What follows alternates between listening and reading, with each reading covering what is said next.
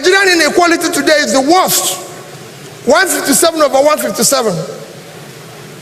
We're the worst when it comes, if you look at the Oxfam report.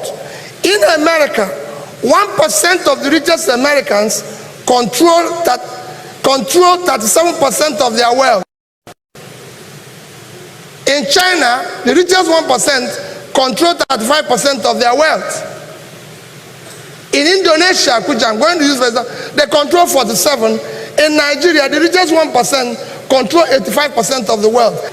Forbes recently described us as money-losing machine of Africa. Our stock market last year lost 18%. For me, there's three things we need to deal with. And issues are: number one, issue of security. Number two is issue of education. And number three is issue of the economy, with emphasis in trying to solve our present under and unemployment. It is very critical. I lived in England for a number of years, and I had a partner, very good man. Very good man. I'm sure Professor Soludo knows him very well, Mr. Hardin, and he had a fixed deposit in a bank of about £5 million. And I was the chairman of a bank. And I said to him that we're paying him 2%. So it was earning £100,000. And at that time, banks were giving interest of 20–25%. And I went to him and said, Mr. Hardin, since you said you're going to give them additional £1 million, why don't you give it to me? So that I can give you maybe 15%, more than they pay for this 5. He said to me, okay, we'll go for dinner and talk about it. And he took me to dinner. And when we finished, he told me, said, Peter, let me tell you, peace of mind is included in this 2%. You can keep your thoughts. That he has planned his life. That he has planned his life on this 2%. He doesn't want the 15. I can keep the 15. And that is the foreign investor you want to attract. Because he needs to have peace to enjoy his 1% and everything. And that's it. So it is critical that we know we need to provide security. It's not how much you have, it's what you do with it that counts. Today what you hear is revenue to GDP. Can we talk about cost of governance to GDP? That is the problem. Prophet Soludo has just told you how a governor, the wife had to work for them to be able to buy car. RAV4, yeah, sorry. RAV4, yeah. You could see it. That is the situation everywhere. The cost of governance in Nigeria is unacceptable. It's the most expensive anywhere in the world. Just to use another example from the same America to show you, the Nebraska is not one of the big states in America. Nebraska budget this year is $12 billion. Nebraska is the only state in America where you have what you can call a single legislature. They don't have Senate, and this is the only state in America. Nebraska have 49 legislators. They are paid $12,000 each. They are part-time. $12,000 each. Nobody buys them a car, nobody buys them anything. Nebraska budget, I've told you what it is. So they buy 600 million, the 600,000 is the entire thing they pay to their house, as salary and everything. Nebraska budget is about 3 times the actual expended budget of the entire Southeast and Northeast. If you put the 11 states together, Nebraska is 3 times that. These 11 states have over 270-something House members, costing over 16 billion annually for what they are doing for 183 million naira.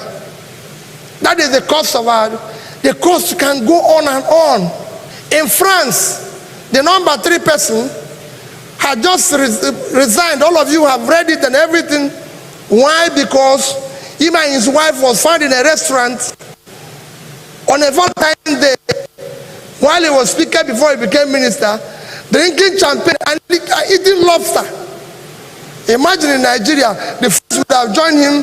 This is France where they make champagne, oh. Where they make the champagne. And on a special day, Valentine's Day, so the man said, okay, let me just, here, everybody would have joined the man for the best champagne. So let's talk about cost of governance. I can tell you, having as the governor, nobody can tell me that our penny cannot do more than what it's doing today. And listen to where you have somebody who is owing a 2-month salary.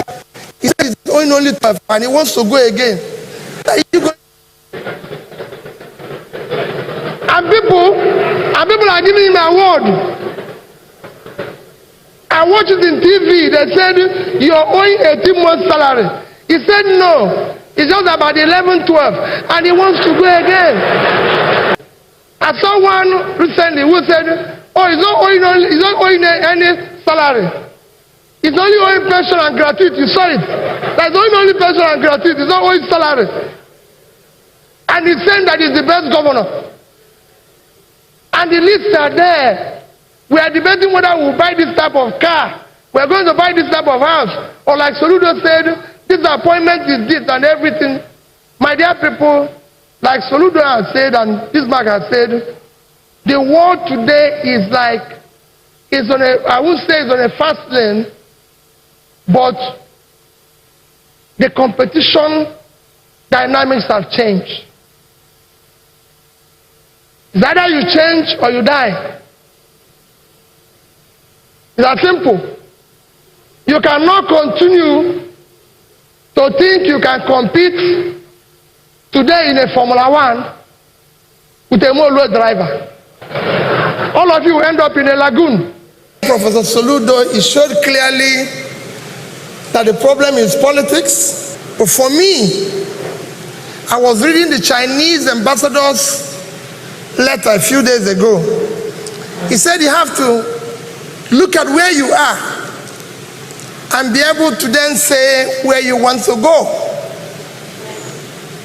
So for me really is that as Nigerians, as we look forward to what Professor Soludo said that we should do, look at tomorrow, it is important that we look at where we are today as well. And what are we going to do with the people that are in Nigeria today? And then from them we'll lay the foundation of that tomorrow. Today Nigeria is a home to the highest number of poor people living in any nation on earth.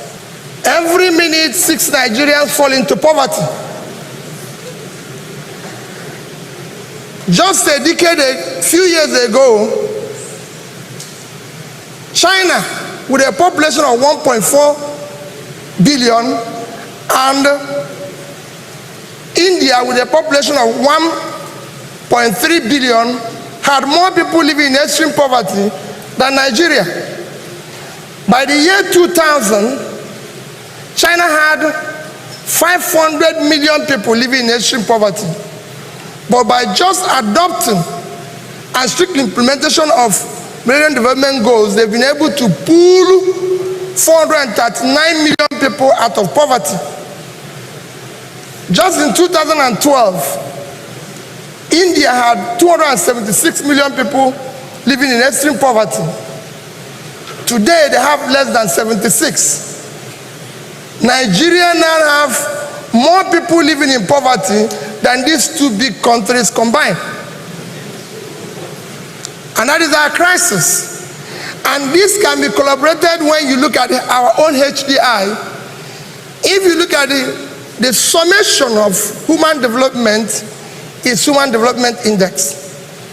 This is a measure of how a system is developing.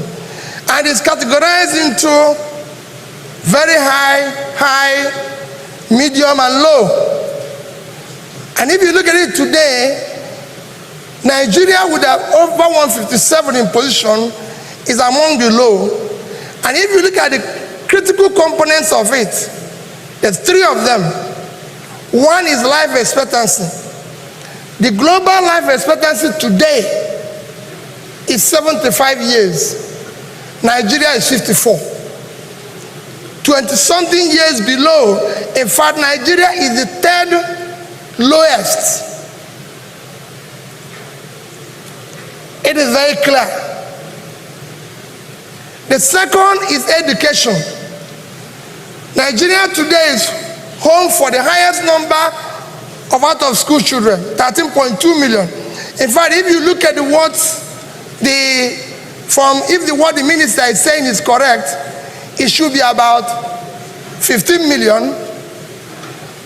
And if you look at it, of all the countries I'm going to use to show an example of where we are and what we want to do, which is countries that are within the BRICS nation and countries that are within the Mint nation, Nigeria is the only country where you have such a low literacy rate of 51%. All of them are on the average of over 90%. Nigeria is 51. And this is because of our own gross lack of the impact of education, which is what the previous speakers were saying. Number three is per capita. Per capita, as the professors have mentioned, is a measure, is what you can call a measure of living, because it's a measure of individual wealth of any country. Nigeria, unfortunately, is one of those countries where the per capita has been falling for years now. In the recent IMF report, it says Nigerian per capita will actually continue to decline until about 2025. This is about poverty. If you look at security, Nigeria is now the third most insecure place to live on the surface of the earth. We are now behind Afghanistan and Syria, and with daily killings, banditry, and kidnapping, it is being speculated that Nigeria will soon overtake them. Our underemployment and unemployment is one of the worst in the world. People will tell you it's about 25, it's actually over 30%. And with over 22 million young people in their productive age doing nothing, it is very worrisome. And of course, concomitant with all these devices we are seeing today, whether it's banditry, whether it's mass killing, kidnapping, and all sorts of things. These are what we are going through as a country. Our debt is escalating every day. If you recall, on May 1, I warned and cried about the debts we are piling. Because I was not an economist, because I hadn't had the opportunity of working in any of the Brentwood institutions, the Minister for Finance said, no, that we are going to spend our way out of recession.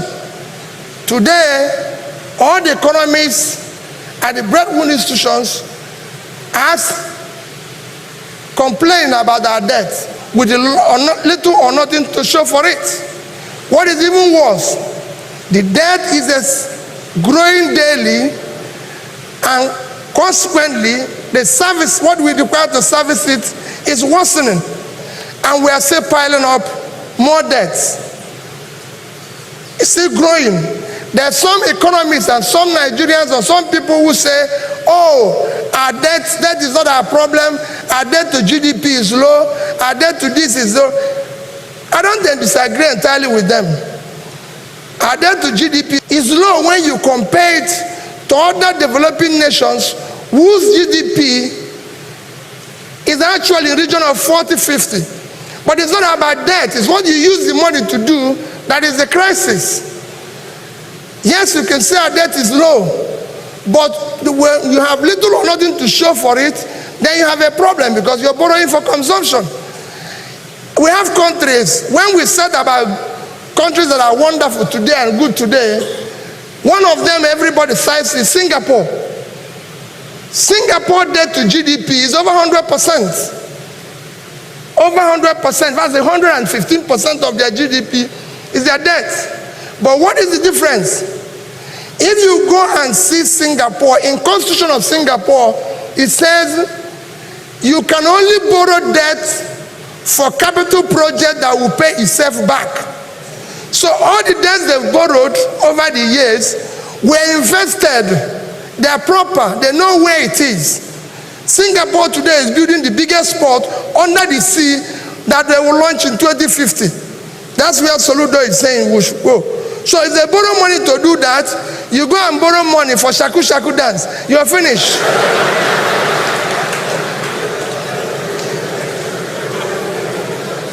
So that is a crisis we face as a nation.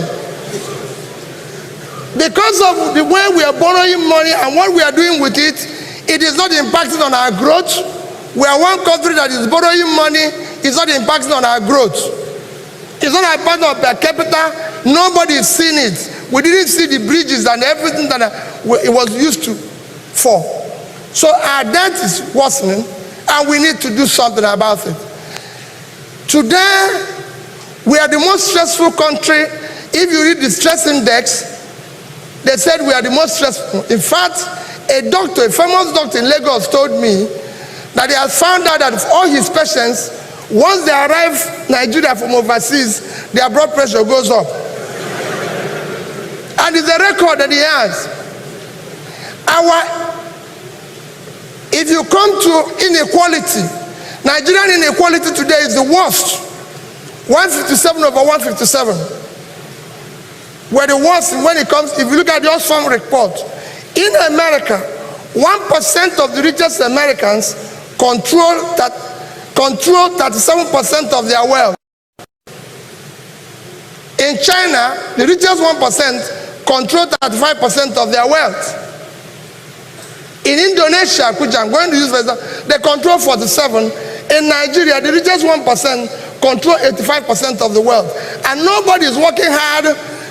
All other countries I mentioned are working hard to lower this. In Nigeria, it's even worsening. And nobody is talking about it. Forbes recently described us as money-losing machine of Africa. Our stock market last year lost 18%. This year, it's lost 13%, even when it's most shallow of all the countries I'm going to use.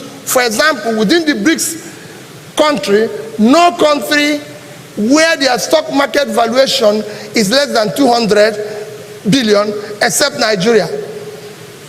If you look at all of them, Brazil is at almost a trillion.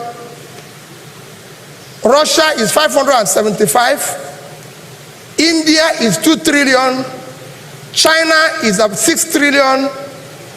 South Africa is $875 billion. And the second biggest economy. If you go to Mexico, it's 385. Indonesia is at 450. Nigeria is at 31 billion. And Turkey, the last nation, is at 200. So you have a crisis. Of course, you listen to what the recent seminar by the Sterling Bank, what the chief economist of World Bank said. He said we are living tragically on borrowed time. That's what he said about Nigeria. If you look at all these, you will see, like the previous speakers have said, we are living on a cliff. And we cannot continue with the present economic or political compass, whichever one you call it, which is not pointing in the right direction and would definitely lead to a collapse of this nation. And the earlier we do something, the better for everybody. For my little contribution, because previous speakers have mentioned a few of the things I want to mention, for my little contribution, I would dwell on just on 3 things and then conclude from there. For me, there's 3 things we need to deal with. And issues are: number 1, issue of security. Number 2 is issue of education. And number 3 is the issue of the economy, with emphasis in trying to solve our present under and unemployment. It is very critical. For security, I'm not going to make a lot of comment, but just to say that Nigeria needs to do something very quickly and drastically on our present security situation, which is questioning our corporate existence. The great number 1 job of any government in any society is to provide security of life and property. If you cannot do that, then the government does not exist. And today, what Nigeria needs most is investment from local and from foreign direct investment. But nobody is going to invest in an unsecured place, no matter how profitable it is. The investor has to be alive to enjoy his profits. So there's no need preaching that, oh, it's 20% return, 30% return. I lived in England for a number of years, and I had a partner, very good man. Very good man. I'm sure Professor Soludo knows him very well, Mr. Hardin, and he had a fixed deposit in a bank of about £5 million. And I was the chairman of a bank. And I said to him that we're paying him 2%. So it was earning £100,000. And at that time, banks were giving interest of 20-25%. And I went to him and said, Mr. Hardin, since you said you're going to give them additional £1 million, why don't you give it to me? So that I can give you maybe 15%, more than they pay for this 5. He said to me, okay, we'll go for dinner and talk about it. And he took me to dinner. And when we finished, he told me, he said, Peter, let me tell you, peace of mind is included in this 2%. You can keep your thoughts. That he has planned his life. That he has planned his life on this 2%. He doesn't want the 15. I can keep the 15. And that is the foreign investor you want to attract. Because he needs to have peace to enjoy his 1% and everything. And that's it. So it is critical that we know we need to provide security. The second thing I need to talk about is the issue of education. It's been repeated by previous speakers and everything. Is just to add, every empirical studies have shown today that the more you can invest in education, the better your economy and society. Countries that are doing well today are countries that have invested and continue to invest in education. It's as simple as ABC. It's not something you need. So the more you invest in education, the education investment is not an expense. It is an investment. And if you look at all the countries that want to compare us with today, you could see it. Among all the BRICS and mint countries, they all invest at least 4% of their GDP on education. Nigeria, tragically, our budget is low, yet our budget for education is even worse. If you look at all of them, if you talk about the BRICS, you talk about the Brazil, India, Russia, India, China, and South Africa. And the mint nations are Mexico, Indonesia, Nigeria, and Turkey. Of all these 9 countries, only Nigeria, one is that our budget is low, which is a discussion for another day. Only Nigeria is where you find the budget for education below 4%. It's a sorry state that is at below 1%. I'll give you an example. China, today, with a population of 1.4 billion, their annual budget is, of course, they will be mentioned here that their GDP is about 13%, 13 trillion. Their annual budget is 3.8 trillion. Their budget for education is $590 billion. That's what China puts in education every year. More than 4% of their GDP, more than 15% of their budget. Consequently, for UNESCO, China has 95% literacy rate. The other country I'm going to use is Indonesia. Because of want of time, I want to use the best performing country in the BRICS and the best performing in the Mint. It's Indonesia. Indonesia is a country of 260 million people. Their budget is $178 billion, and they spend $40 billion on education. About 4% of their GDP, and over about 20% of their budget. Nigeria, with 200 million people, our budget is 28 billion, which is low. But even worse, our budget for education is $2 billion. It's a crisis. To even illustrate or explain it to you more, let me use a country closer home. It might not be a good example today. South Africa.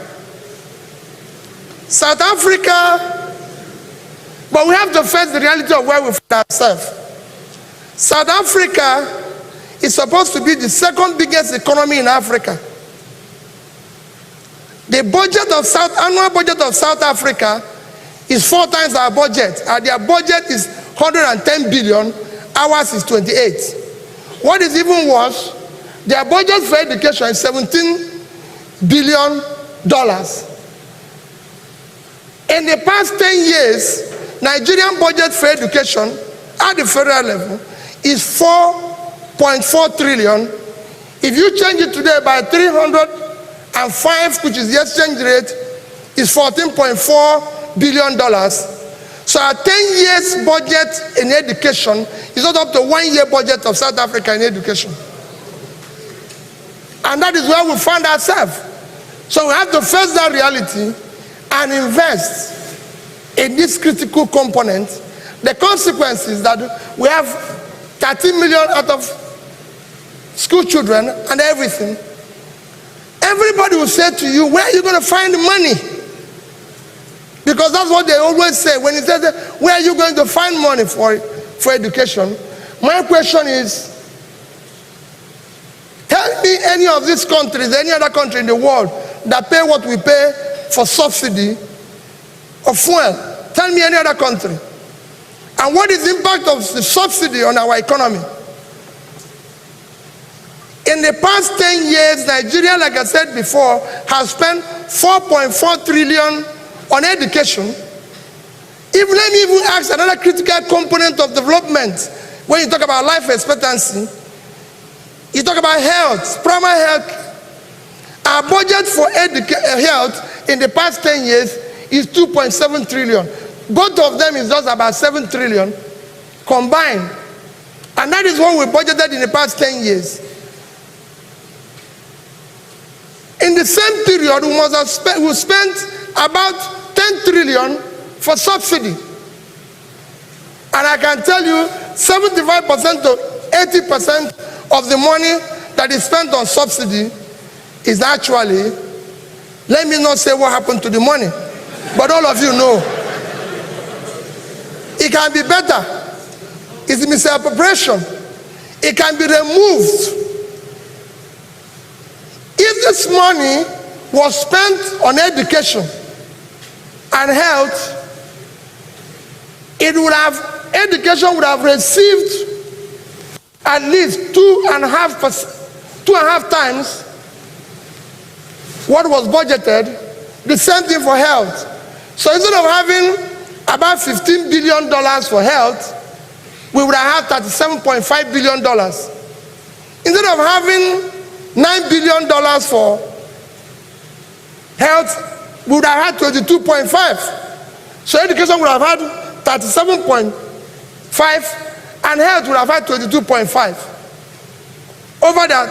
And if that money was properly utilized, I can tell you it would have impacted better on our economy today, on our per capita today, and to the country. But that money wasn't invested. You can guess what happened to that money. Or even like people say, where are you going to find the money? Recently, you saw the report that 1.6 trillion was stolen as an oil theft in 2016. And in 2017, another 1 trillion was stolen.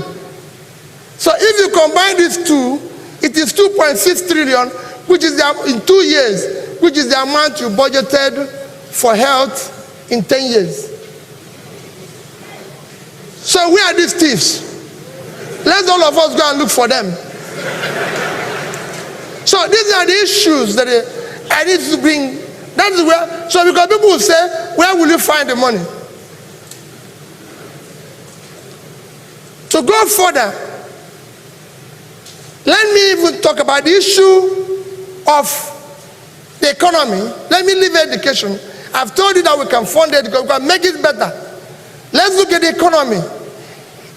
With emphasis, like I said, on issue of underemployment and unemployment.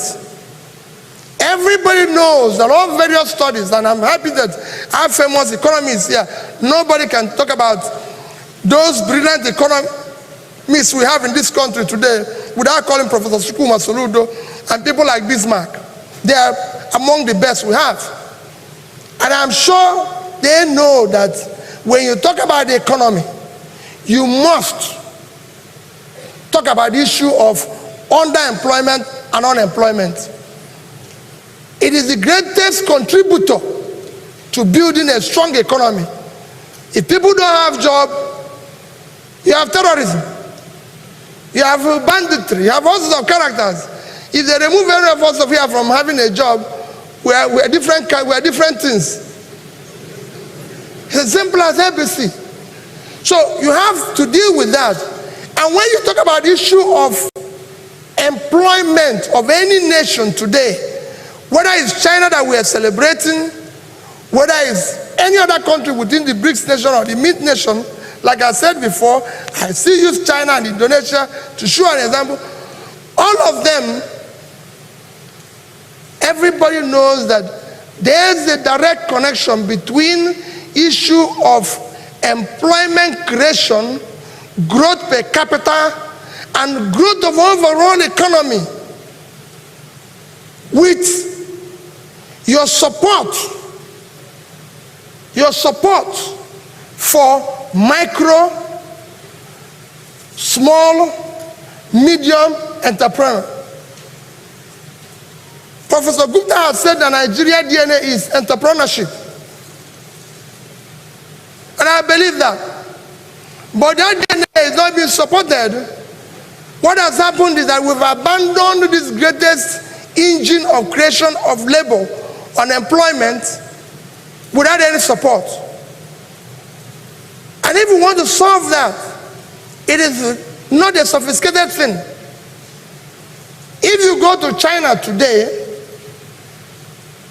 using the example of the two countries I said before, if you go to China today, 92% of the companies are MSMEs. 92%. They produce or contribute 60% of their GDP. China GDP is 13 trillion, 60% is 7.8 trillion, which is 20 times Nigerian GDP. That's what this sector is contributing. They contribute over 60% of the entire industrial output, and they contribute in terms of jobs. They're employing over 70% of Chinese people. 800 million people are employed in China. 70% is 560 million. That is what MSMEs are doing in China. And government is aggressively supporting this sector. If you go there, you will see that Overall, I will show you the disparity when I finish telling you what is happening with them and what is happening here.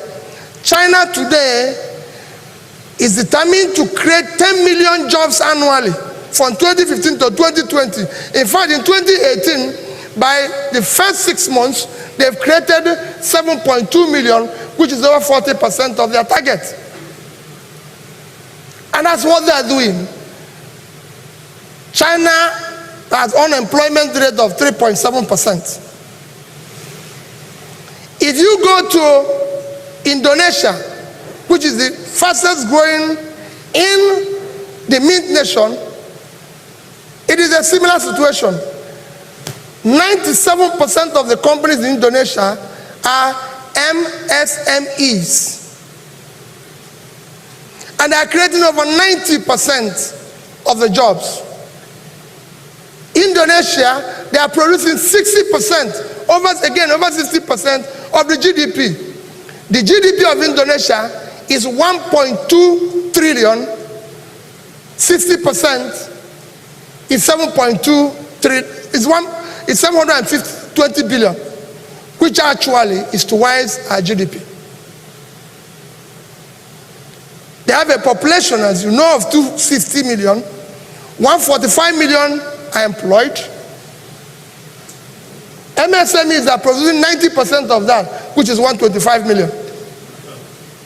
So you could see easily what these people are doing in other nations. And this can be done. It's not a rocket science. What are they doing? The government have a ministry of small, medium enterprises and are supporting them. People who ask you here, where are you going to get the money? How are you going to fund it, Peter? How are you going to support them? I was a businessman in United Kingdom. Not my country, not to have anything to do with it. I came out of school, started business. My county supported me by giving me grants. The government gave me grants. In America today, in China, everywhere, government is giving people grants, support, and everything. So people say, what do we need? I said, you need aggressively support this sector to unleash what they can do in Nigeria. How do you do it? People say, oh, there's no money. We have borrowed a total of 28 trillion naira, $90 billion. If we had devoted a quarter of that, 7 trillion, $23 billion to supporting that DNA Professor Gupta mentioned. Before I go into that, let me give you an example of what I experienced when the recent conference I attended, Tony Elumelu Foundation. The CEO of that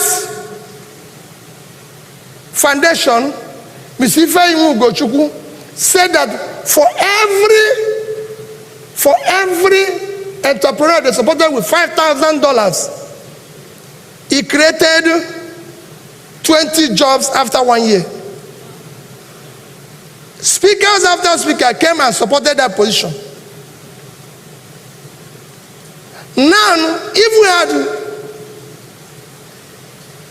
taken away 25% of this money, $23 billion, and decide to support our entrepreneurs with grants, we would have given it to 4,600,000 entrepreneurs,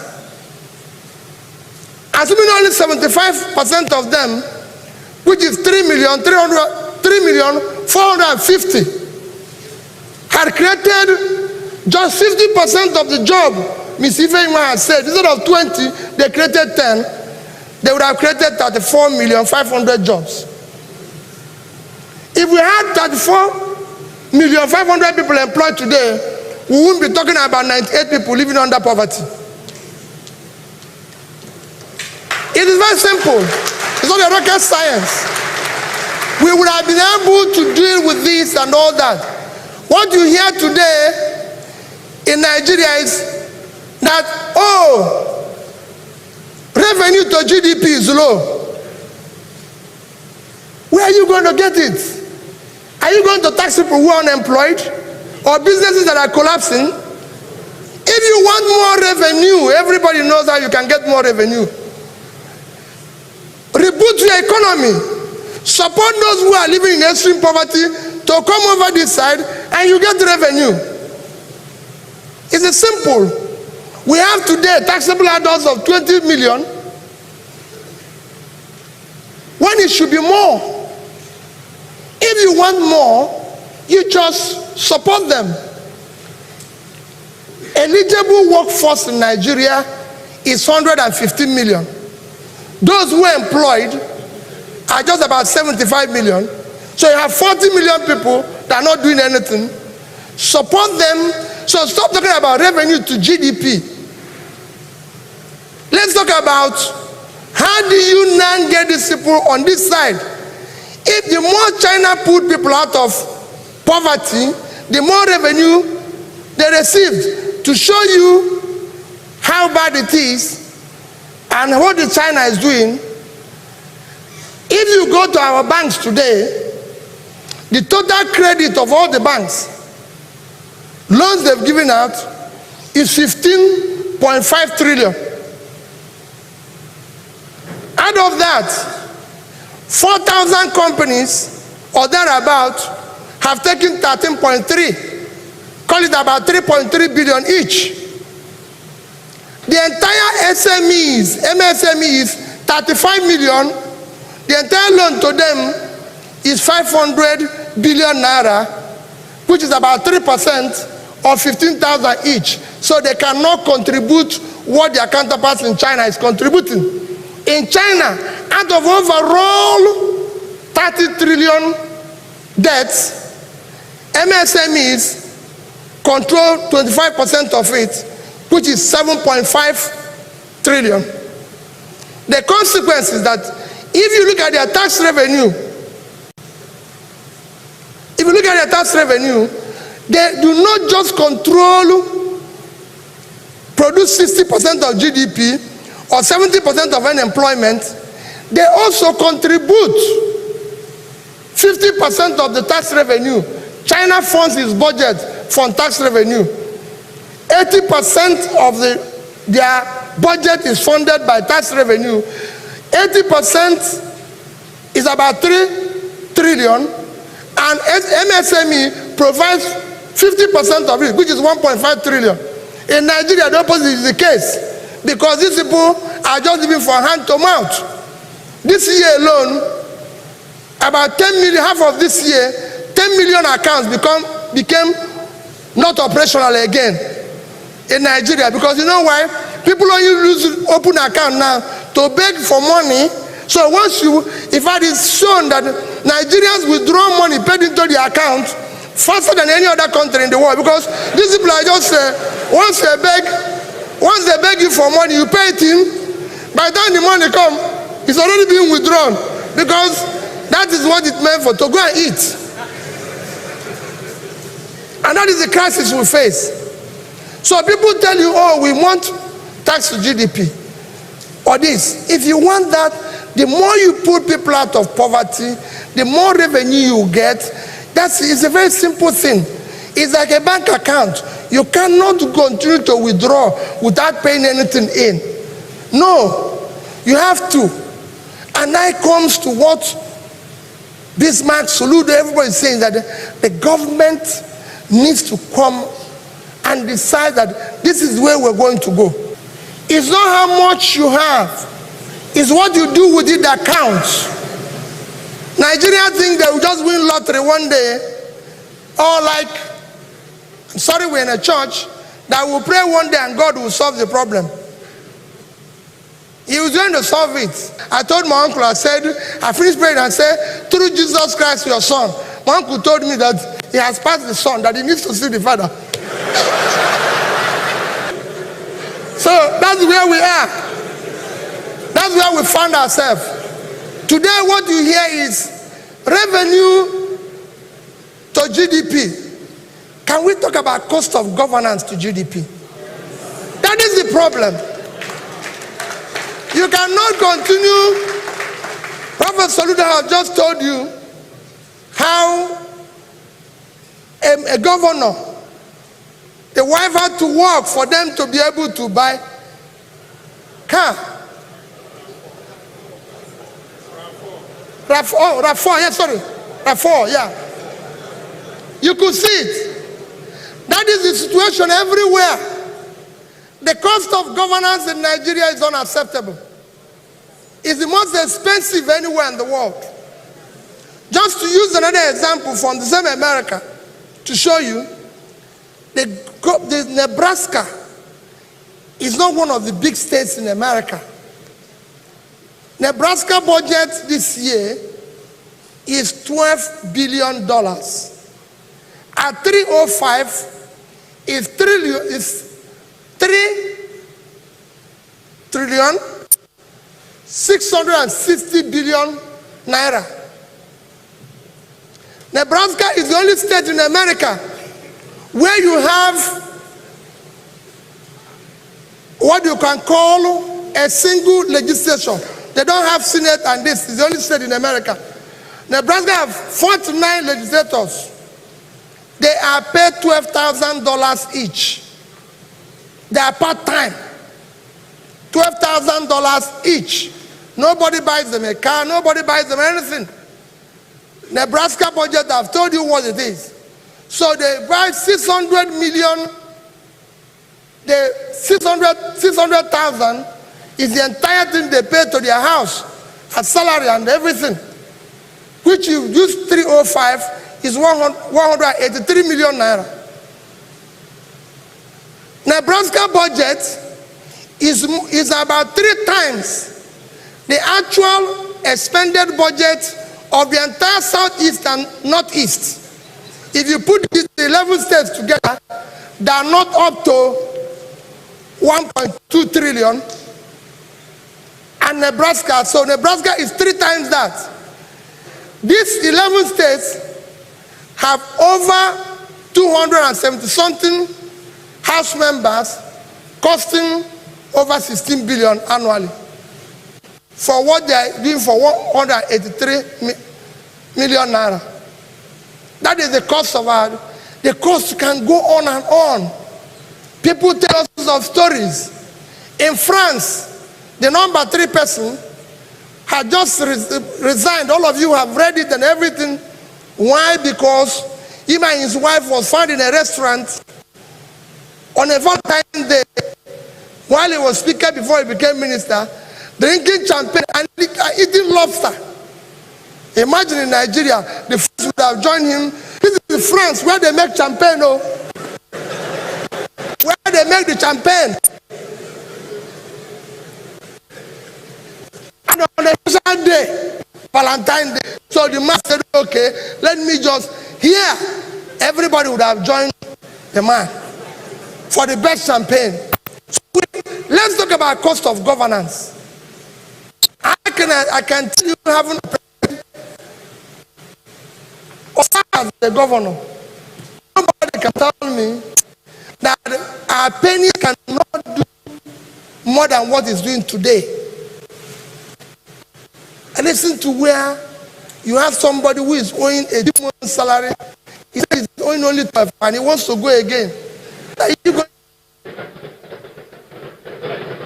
people are giving him an award. I watched it in TV. They said, you're owing 18 months salary. He said, no. It's just about 11, 12. And he wants to go again. I saw one recently who said, oh, he's not owing any salary. He's only owing pension and gratuity. You saw it. That's only pension and gratuity. He's not owing salary. And he's saying that he's the best governor. And the lists are there. We are debating whether we'll buy this type of car.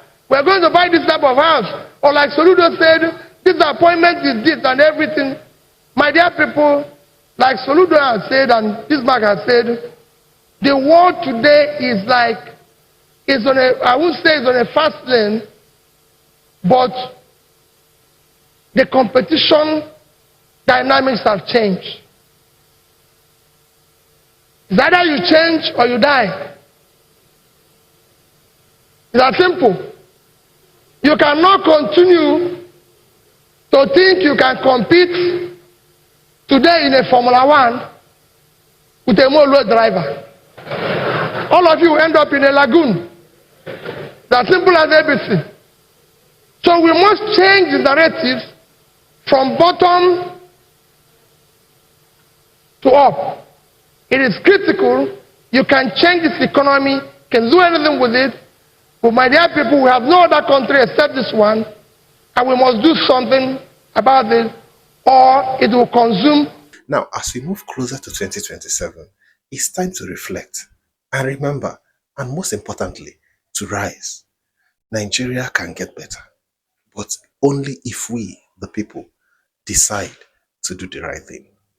This is Inside Nigeria, where politics meets purpose. Don't just watch. Think, share, act, and please kindly subscribe now and join this movement to shape a new Nigeria. I will see you.